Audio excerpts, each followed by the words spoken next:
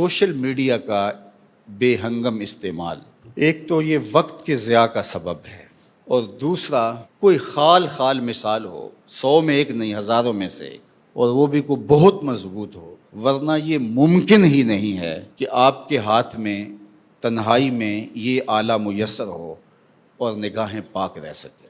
اس لیے اس کو ترک کرنا ہی اس کا علاج ہے، اور بالخصوص جو ان فوان شباب ہوتا ہے، یہ جو 14-15 سال کی جو عمر ہے، حضرت علی المرتضیٰ نے ارشاد فرمایا کہ 15 سال سے لے کر 20 سال تک کی جو عمر ہے، یہ انتہائی اہمیت کی حامل عمر ہے۔ نظریات پختہ اس عمر میں ہوتے ہیں۔ اس عمر کے اندر اس کے ساتھ جو تعلق ہے، اس کے ساتھ جو رشتہ ہے، دیکھو ماں باپ بھولے ہیں، بچہ کہہ رہا ہے میں ریسرچ کر رہا ہوں، بچہ کہہ رہا ہے کہ میں اس کے اوپر بہت کچھ، میری ساری کتابیں اس پہ ہیں، اور ماں باپ سادے ہیں، بھولے ہیں، وہ اس انداز سے نہیں دیکھ سکتے۔ تو یہ تو ماں باپ کر سکتے ہیں کہ اولاد کا ٹائم ٹیبل مقرر کر سکتے ہیں، سونے کا اور جاگنے کا، نگاہ پاکیزہ ہو، نگاہ پاک بین ہو، نگاہ خیر کو، اچھائی کو دیکھنے والی ہو۔ بلکہ تصوف کیا ہے، طریقت کیا ہے، فقر کیا ہے، تو اس پر بہت لوگوں نے بہت کچھ کہا، لیکن اقبال نے 2 لفظوں میں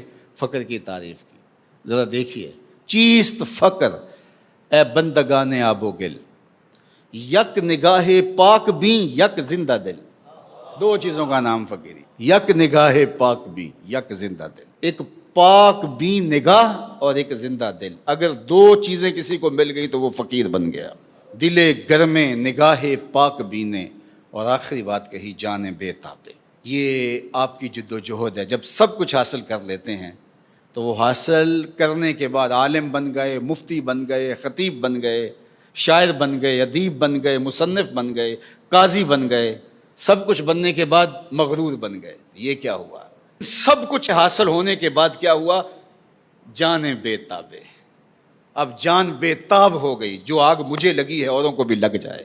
اللہ کے محبوب علیہ السلام پر جب وحی نازل ہوتی تو حضور اپنی زبان کو جنبش دیتے کہ یہ جو میرے سینے میں اترا ہے جلدی جلدی زبان پہ آئے اور لوگوں تک پہنچے۔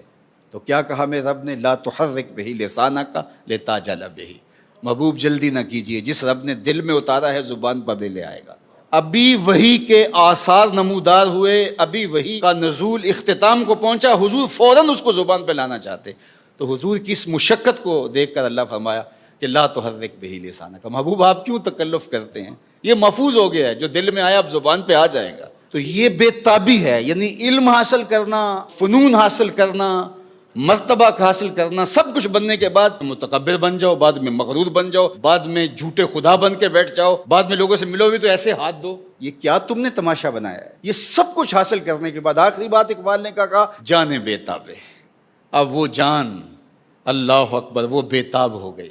اللہ نے اپنے محبوب سے کہا کہ محبوب لعلہ کا باخی نفسہ کا، آپ تو اپنی جان کو جوکھوں میں ڈال دیا، آپ تو اپنے آپ کو مشقت میں ڈال دیا۔ اور کہیں فرمایا تاہا ما انزلنا علیک القرآن لتشقی، اے 14ویں رات کے چاند محبوب، ہم نے قرآن اس لیے تو نازل نہیں کیا تھا کہ تم مشقت میں پڑ جاؤ۔ تو وہ جو بے تابیاں ہیں وہ اس کا نتیجہ ہے۔